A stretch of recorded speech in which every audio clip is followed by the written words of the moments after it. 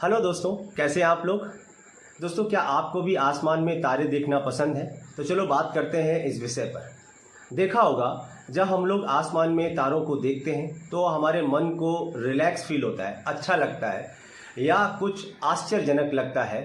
तो दोस्तों, इस तरह के एक्सपीरियंस को हम लोग नोवा लुनोसिस कहते हैं। नोवा लुनोसिस दो शब्दों से मिलकर बना है, एक नोवा और एक आपका लूनो।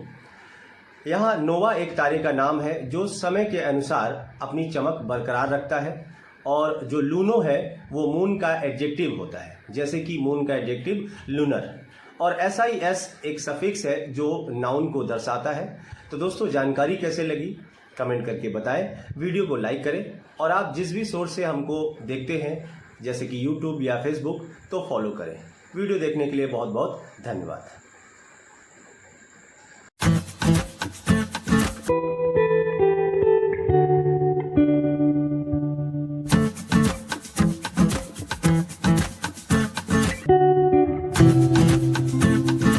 तो दोस्तों, देखा कि कैसे एक डॉग अपने मालिक को देख रहा है, जो भी वो कुछ खा रहा है इस भाव से देख रहा है कि वो उसे भी खिलाए या शेयर करे।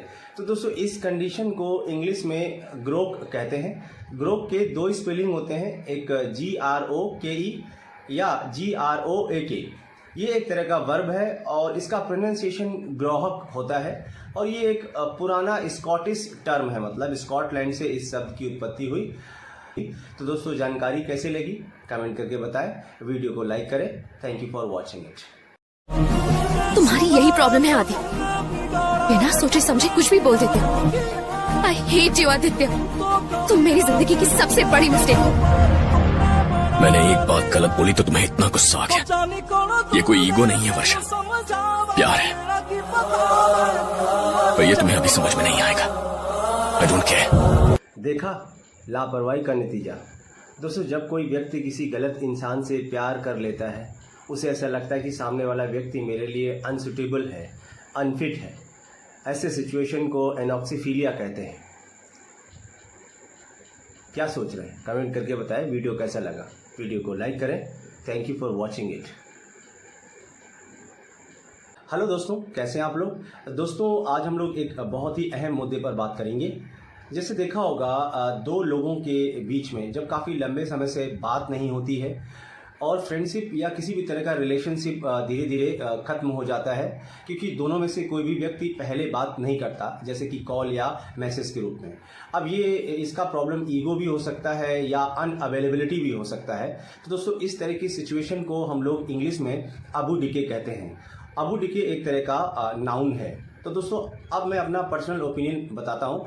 आजकल देखा होगा, ज़्यादातर जो हम लोग फ्रेंडशिप करते हैं या किसी भी तरह का रिलेशनशिप होता है, वो अवेलेबिलिटी पर डिपेंड करता है। मतलब हमारे आसपास जो भी है हम उसी में सीमित हैं। जैसे हमारे ऑफिस में जो लोग हैं या हमारे बिजनेस में हो सकता है।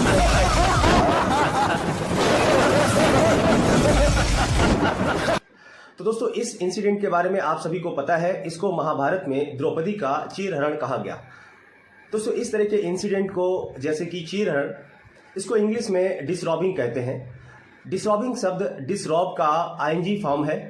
अगर हम आज के सिनारियो की बात करें, जैसे मैंने एक न्यूज़पेपर में न्यूज़ पढ़ी जिसमें 4 लोगों ने एक महिला को गन दिखाई और अपने कपड़े उतारने को कहा, लेकिन जब उसने ऐसा नहीं किया तो उन लोगों ने उसके साथ जबरदस्ती की। तो दोस्तों, ये एक तरह का क्राइम हो गया जिसको हम लोग डिसरॉबिंग कहते हैं। अब ये चाहे पहले की समय की बात करें या आजकल के सिनारियो की बात करें, ये क्राइम में हम कंसीडर करते हैं। तो दोस्तों, जानकारी कैसी लगी कमेंट करके बताएं, वीडियो को लाइक करें और शेयर भी करें, और आप जिस भी सोर्स से हमें देखते हैं जैसे कि यूट्यूब से या फेसबुक से, तो मुझे फॉलो करें। वीडियो देखने के लिए बहुत बहुत धन्यवाद। हेलो दोस्तों, कैसे आप लोग। दोस्तों, आपको भी कभी ऐसा लगा है कि कोई व्यक्ति जो मित्र है या मित्र होने का दिखावा करता है, लेकिन असल मायने में वो शत्रु है या आपका कॉम्पिटिटर, प्रतिद्वंदी है। ऐसे व्यक्ति को इंग्लिश में फ्रेनेमी कहा जाता है। फ्रेनेमी शब्द अंग्रेजी के 2 शब्दों को मिलाकर बनाया गया है, एक फ्रेंड और एक आपका एनिमी।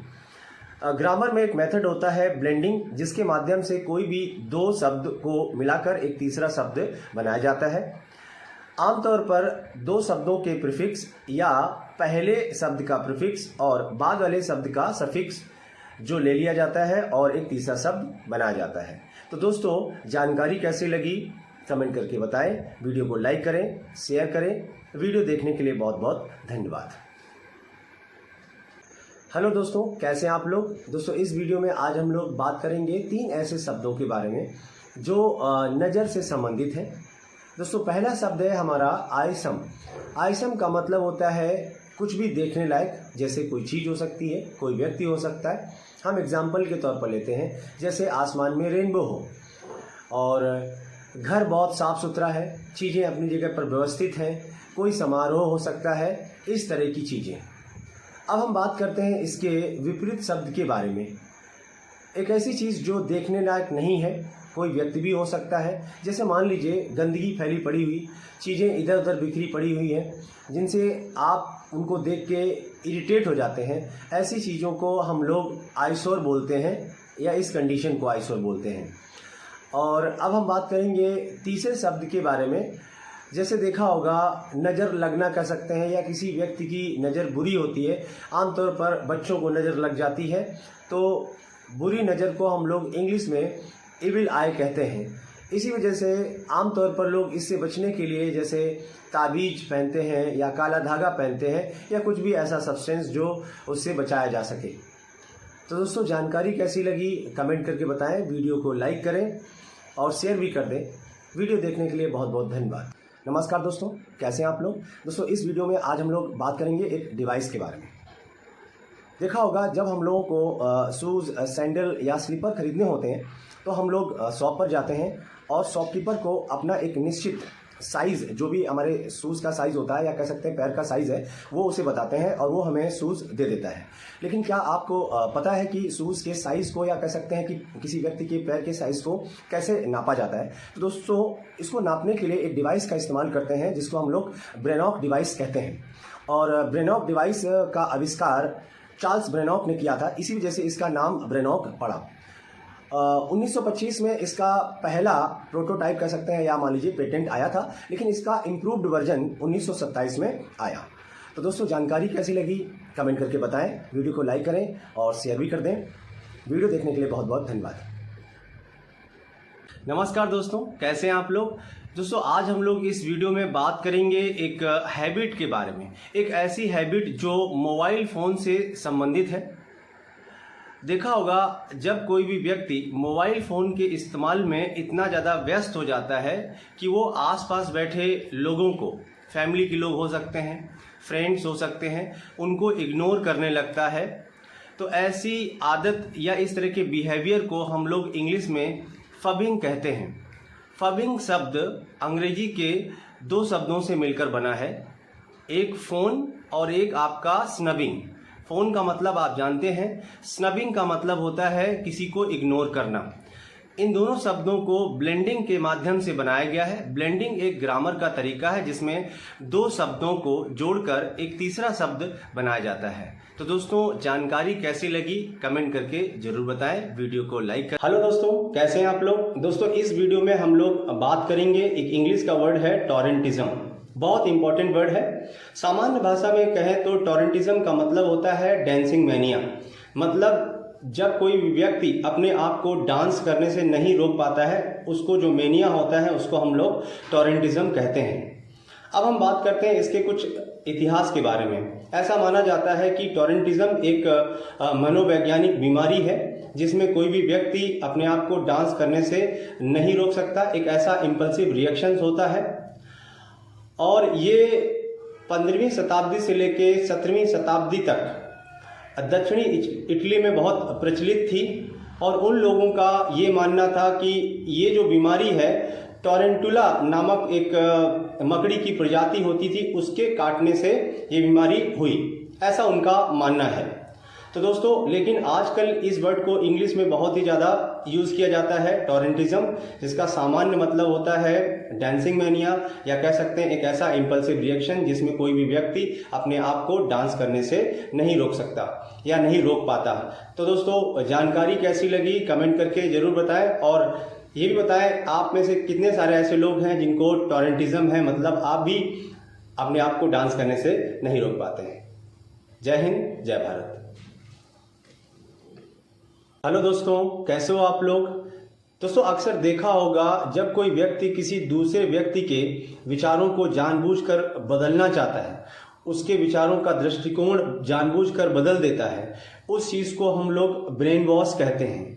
लेकिन एक नया शब्द सीखिए, जब कोई व्यक्ति अपने मन के विचारों को खुद बदल देता है, कुछ ऐसी परिस्थितियां हो जाती हैं जीवन में, जैसे प्रायश्चित करके, मतलब अटॉनमेंट हो सकता है, आध्यात्मिक परिवर्तन हो सकता है, धार्मिक हो सकता है। हम एग्जाम्पल के तौर पर भगवान बुद्ध को लेते हैं। जैसे उन्होंने अपने जीवन में कुछ ऐसे दृश्य देखे, उन दृश्यों की वजह से उन्होंने अपना आध्यात्मिक दृष्टिकोण चेंज कर दिया। ऐसे चेंजेस को हम लोग इंग्लिश में मेटानोइया कहते हैं। हेलो दोस्तों, कैसे हो आप लोग। दोस्तों इस वीडियो में हम लोग बात करेंगे इंक्वायरी शब्द के बारे में। इंक्वायरी जो शब्द होता है उसके दो डिफरेंट स्पेलिंग होते हैं। एक इंक्वायरी ई से स्टार्ट होती है और एक आई से स्टार्ट होती है। इन दोनों शब्दों में डिफरेंस देखेंगे।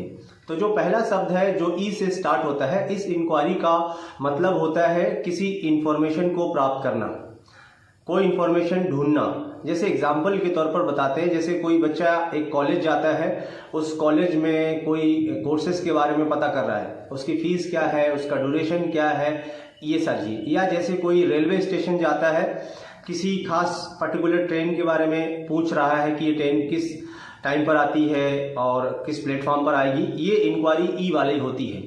और जो दूसरा शब्द है आई से जो स्टार्ट होता है, उस इंक्वायरी का मतलब होता है इन्वेस्टिगेशन। जैसे पुलिस डिपार्टमेंट हो सकता है, सीबीआई ऑफिसर्स हो सकते हैं, या इनकम टैक्स डिपार्टमेंट हो सकता है। ऐसा जैसे पुलिस ऑफिसर्स है, किसी क्रिमिनल को ढूंढते समय जब किसी लोगों से पूछताछ करते हैं, वो हमारी इंक्वायरी आई वाली होती है, क्योंकि इसका मतलब होता है इन्वेस्टिगेशन। दोस्तों जानकारी कैसी लगी कमेंट करके जरूर बताएं। वीडियो देखने के लिए बहुत बहुत धन्यवाद। जय हिंद, जय भारत। हेलो दोस्तों, कैसे हो आप लोग। आज एक नया शब्द जानेंगे। दोस्तों एक ऐसा भ्रम जिसमें चीज़ें आपको बहुत सुंदर दिखाई देती हैं, बहुत सुंदर प्रतीत होती हैं, या आप मानते हैं कि ये चीज़ें बहुत सुंदर हैं, लेकिन रियली में वो इतनी सुंदर नहीं है। ऐसे भ्रम को हम लोग इंग्लिश में कैलोप्सिया कहते हैं। बहुत इंटरेस्टिंग वर्ड है। हेलो दोस्तों, कैसे हैं आप लोग। दोस्तों क्या आपके साथ भी कभी ऐसा हुआ है कि बिना किसी कारण के आप उदास हो गए हों।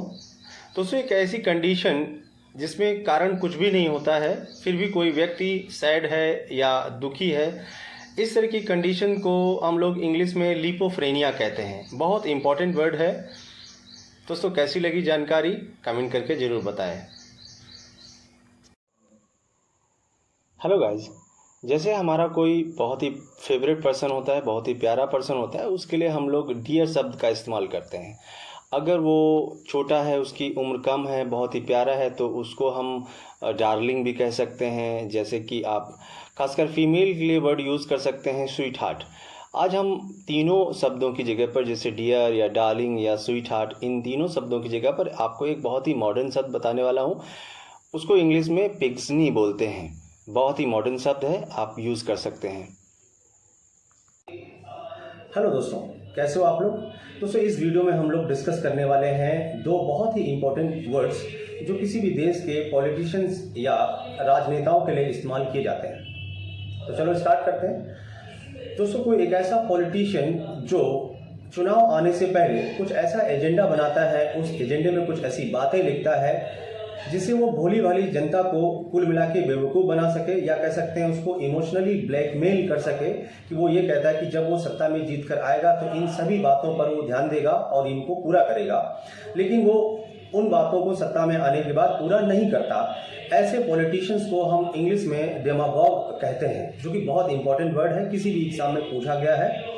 लेकिन जब कोई पॉलिटिशियन इससे भी ज़्यादा धूर्त हो, मतलब कह सकते हैं अवसरवादी हो, धूर्त कह सकते हैं, चतुर चालाक बहुत होता है, लेकिन उसके कोई प्रिंसिपल, कोई सिद्धांत नहीं होते हैं, उसको हम इंग्लिश में स्नोली गोस्टर बोलते हैं। हम एग्जाम्पल के तौर पर बताते हैं आपको। जैसे कोई पॉलिटिशियन अपने भाषण में, स्पीच में ये कहता है कि वो महिलाओं के एम्पावरमेंट के लिए या उत्थान के लिए काम करेगा जब भी वो सत्ता में आएगा, तो यहाँ पर वो महिलाओं का सम्मान करने की बात कर रहा है, लेकिन आफ्टर सम टाइम वो किसी महिला का रेप कर दे, तो आप सोचो कि वो जो सिद्धांत लोगों को बता रहा था वो सब झूठे थे, तो वो अपने सिद्धांतों पर भी काम नहीं करता।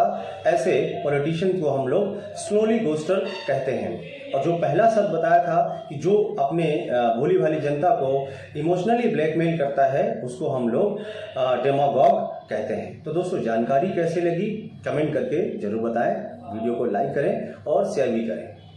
Thank you so much. जय हिंद, जय भारत। हेलो दोस्तों, कैसे हो आप लोग? दोस्तों, जनरली देखा गया है हम लोगों में से बहुत सारे ऐसे लोग हैं जो सुबह में जल्दी जाग तो जाते हैं लेकिन बिस्तर से नहीं उठते। कई बार ये कह सकते हैं कि आलस की वजह से हम लोग नहीं उठते हैं, या ऐसा लगता है और थोड़ा देर लेटे रहें।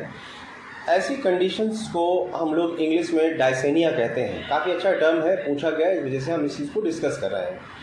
लेकिन जब किसी व्यक्ति को लंबे समय से ऐसा होता है या उसकी आदत पड़ जाती है कि नहीं, जागने के बाद भी थोड़ा लेटे रहें, और ये थोड़ा नहीं, 1 घंटे 2 घंटे भी हो सकता है, या कई बार ऐसा होता है कि जैसे मान लो संडे आता है, संडे को ऑफिस नहीं जाना है, तो हम काफ़ी देर तक जागने के बाद में लेटे रहते हैं या मोबाइल का इस्तेमाल करते हैं। आजकल तो मोबाइल भी है। तो ऐसी कंडीशंस जब आ जाती है, जब किसी व्यक्ति की आदत बन जाए कि वो जाग तो जाता है जल्दी, लेकिन वो काफ़ी देर बाद बिस्तर से उठ रहा है। अभी हमने एक टर्म बताया था डायसेनिया। सामान्य अगर है तो उसको हम लोग डायसेनिया कहते हैं, लेकिन जब वो आदत बन जाती है तो आदत के लिए एक वर्ड इस्तेमाल करते हैं मेनिया। तो उसी चीज़ को हम लोग क्लाइनोमेनिया कहते हैं। लेकिन डॉक्टर्स ये कहते हैं कि जब किसी व्यक्ति को ये लंबे समय तक उसकी आदत के बाद अगर उस तरह के बीमारी के लक्षण कह सकते हैं या एक साइकोलॉजिकल डिसऑर्डर हो जाता है कि कोई व्यक्ति जागने के बाद भी काफ़ी देर तक बिस्तर पर लेटा रहता है और फिर वो लंबे समय तक उसकी आदत के बाद वो एक लक्षण या सिम्टम्स के रूप में उसको कह सकते हैं बन जाते हैं, तो उसी चीज़ को मेडिकल टर्म्स में क्लाइनोफीलिया कहते हैं। तो 3 शब्द हैं, डायसेनिया और क्लाइनोमेनिया या क्लाइनोफीलिया। इन तीनों का मतलब सेम होता है, लेकिन मेडिकल टर्म्स में इनको थोड़ा थोड़ा अलग अलग सेगमेंट में बांटा जाता है। तो दोस्तों, कैसी लगी जानकारी कमेंट करके ज़रूर बताएं। हेलो दोस्तों, क्या आपको भी चेरोफोबिया है? जानते हैं चेरोफोबिया क्या होता है? जब हम लोग ये सोचकर ज़्यादा खुश नहीं होते हैं कि कहीं ज़्यादा खुश हुए तो आगे चल के कुछ बुरा ना हो जाए हमारे साथ, या हमारी चीज़ों को नज़र ना लग जाए, इस तरह के डर को या इस तरह के फोबिया को हम लोग चेरोफोबिया कहते हैं। बहुत ही इंटरेस्टिंग वर्ड है। दोस्तों, जानकारी कैसे लगी कमेंट करके बताएं। हेलो दोस्तों, कैसे हो आप लोग? दोस्तों, इस वीडियो में हम लोग डिफरेंस देखेंगे। एनवेलप के 2 स्पेलिंग होते हैं। एक एनवेलप जिसमें लास्ट में ई नहीं होता है और एक में ई होता है। तो एनवेलप में जिसमें लास्ट में ई नहीं होता है उसको हम लोग वर्ब की तरह इस्तेमाल करते हैं, और जिसका मतलब होता है कवर करना, रैप करना, मतलब लपेटना। देखा होगा कई बार हम लोग खाना या जैसे रोटियों को लपेटने के लिए या कवर करने के लिए पेपर का इस्तेमाल कर लेते हैं, तो वो एनवेलप वर्ब होता है जिसमें ई नहीं होता है। और एक एनवेलप होता है जिसमें अंत में ई होता है, जिसका मतलब होता है लिफाफा जैसे, और वो नाउन है। जैसे पत्र को भेजने के लिए लिफाफा इस्तेमाल करते हैं, और उसका एक खास रेशियो होता है उसकी लंबाई और चौड़ाई का। तो दोस्तों, जानकारी कैसे लगी कमेंट करके बताएं। हेलो दोस्तों, कैसे हो आप लोग? दोस्तों, इस वीडियो में हम लोग जानेंगे सेंसिबल और सेंसिटिव में क्या फ़र्क होता है।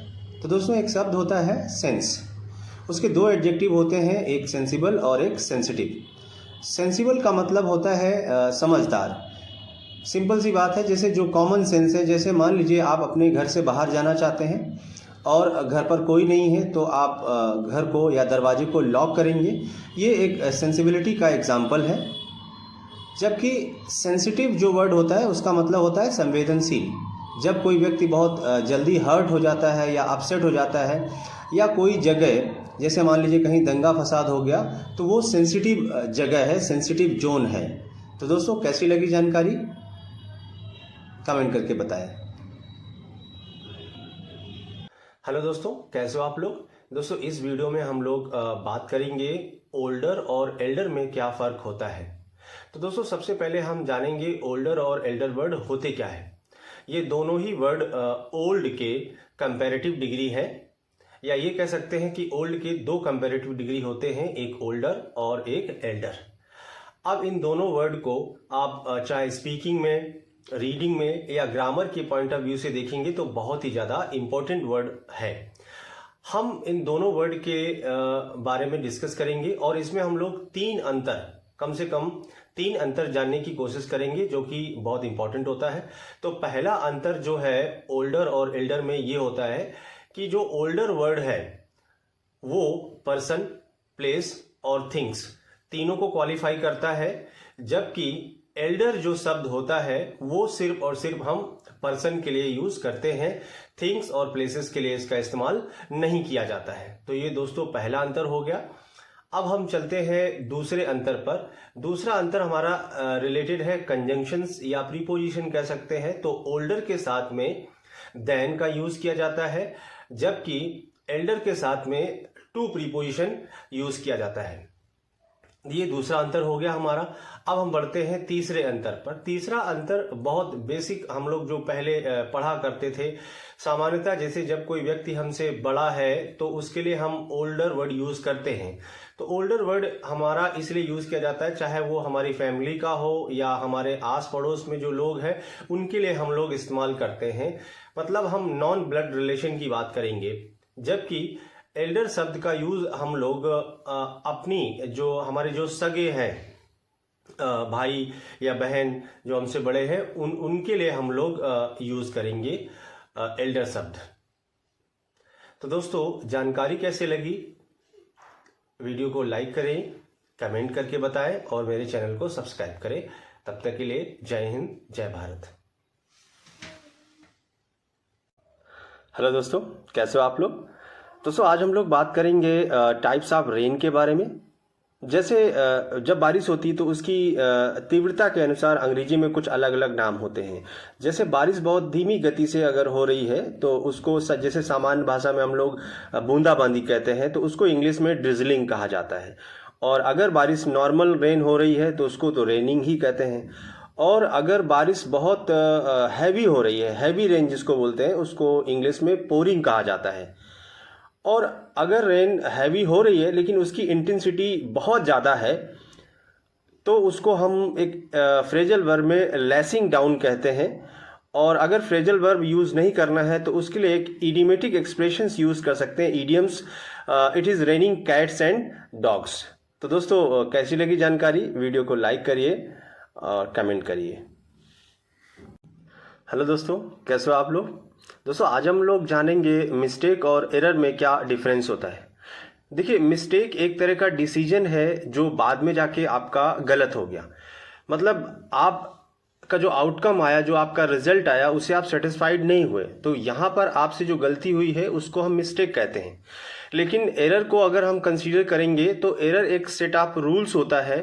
एग्जाम्पल के लिए लेते हैं, जैसे आपको मैथमेटिक्स में सर्किल में आपको उसका एरिया निकालना था, लेकिन आपने फार्मूला लगा दिया सरकमफेरेंस का, तो जो आपका रिजल्ट है वो कभी आएगा नहीं, क्योंकि आपने गलत फार्मूला लगाया। यहाँ पर जो आपकी गलती हुई है वो मिस्टेक नहीं है, वो एक तरह का एरर है, क्योंकि एरर जो है वो सेट ऑफ रूल्स में कंसीडर किया जाता है। दोस्तों कैसी लगी जानकारी। हेलो दोस्तों, कैसे हो आप लोग। दोस्तों इस वीडियो में हम लोग बात करेंगे वेट और अवेट के बारे में। वेट का मतलब यहाँ इंतजार करना। ग्रामर के पर्पज से ये वीडियो बहुत ही ज़्यादा इंपॉर्टेंट है। वीडियो को अंत तक देखें और वीडियो को लाइक करें और कमेंट करके बताएं कि वीडियो कैसा लगा। दोस्तों वेट और अवेट में जो पहला फ़र्क है, वेट का यूज़ हम लोग पर्सन और थिंग्स दोनों के लिए यूज़ करते हैं, लेकिन अवेट का यूज़ हम सिर्फ चीज़ों के लिए करते हैं। पहला तो अंतर ये हो गया। अब हम दूसरे अंतर की तरफ चलेंगे। वेट के साथ में फिक्स प्रीपोजिशन, जैसे वेट फॉर होता है, फॉर का यूज़ करते हैं, ऑन का भी इस्तेमाल करते हैं, लेकिन अवेट के साथ हम फिक्स प्रीपोजिशन नहीं यूज़ करते हैं। लेकिन ध्यान रहे, अवेट के साथ सिर्फ एक्टिव वॉइस में कोई प्रीपोजिशन यूज नहीं करना है, लेकिन पैसिव वॉइस में अवेट के साथ भी प्रीपोजिशन यूज किया जा सकता है। अब हम एग्जाम्पल को देखेंगे। जैसे आप किसी का इंतजार कर रहे हैं तो वो पर्सन है, पर्सन में हम सिर्फ वेट का ही यूज करते हैं। तो जैसे I am waiting for you, मैं आपका इंतजार कर रहा हूं। हम चीजों के लिए भी वेट का यूज कर सकते हैं, लेकिन जैसे मान लीजिए आपने मैसेज किया किसी को और उन्होंने रिप्लाई नहीं किया, तो आप उनके रिप्लाई का इंतजार कर रहे हैं, तो आप वो चीज़ हो गई। उनकी रिप्लाई जो है वो आप पर्सन नहीं है, वो चीज़ है। तो उसके लिए आप यूज़ कर सकते हैं। आप यूज़ तो दोनों कर सकते हैं, जैसे I am waiting for your reply, ये भी ठीक है। लेकिन अगर आप वेट का यूज़ नहीं करना चाहते, अवेट का यूज़ करना चाहते हैं, तो आप बोलेंगे I am awaiting your reply. आप अवेटिंग के साथ में फिर प्रीपोजिशन नहीं यूज़ करेंगे। तो दोस्तों ये बहुत इंपॉर्टेंट है ग्रामर के पर्पस से। चलिए, जय हिंद, जय भारत। हेलो दोस्तों, कैसे हो आप लोग? दोस्तों आज हम लोग बात करेंगे किचन के डिफरेंट वर्जन्स को हम देखते हैं। जैसे हम लोगों के घर पर जहाँ पर भी खाना बनाया जाता है उस जगह को हम किचन कहते हैं। लेकिन सेम यही चीज़ अगर देखा होगा मूविंग व्हीकल में, जैसे कार है या ट्रेन में है, ट्रेन में एक ऐसा कंपार्टमेंट जहाँ पर खाना बनता है उसको हम पेंट्री कहते हैं। और सेम यही चीज़ अगर हम एरोप्लेन्स की बात करें, एरोप्लेन्स पर जहाँ पर हम खाने को या फूड स्टफ को स्टोर करते हैं उसको हम क्यूलिनरी कहते हैं। और यही सेम चीज़ अगर हम शिप पानी के जहाज़ की बात करें तो पानी के जहाज़ पर जो किचन होता है उसको गैले कहा जाता है, या एक दूसरा शब्द होता है कैबूस। तो दोस्तों जानकारी कैसे लगी कमेंट करके बताएं, वीडियो को लाइक ज़रूर करें। हेलो दोस्तों, कैसे हो आप लोग? दोस्तों आज हम लोग बात करेंगे एक फोबिया पर।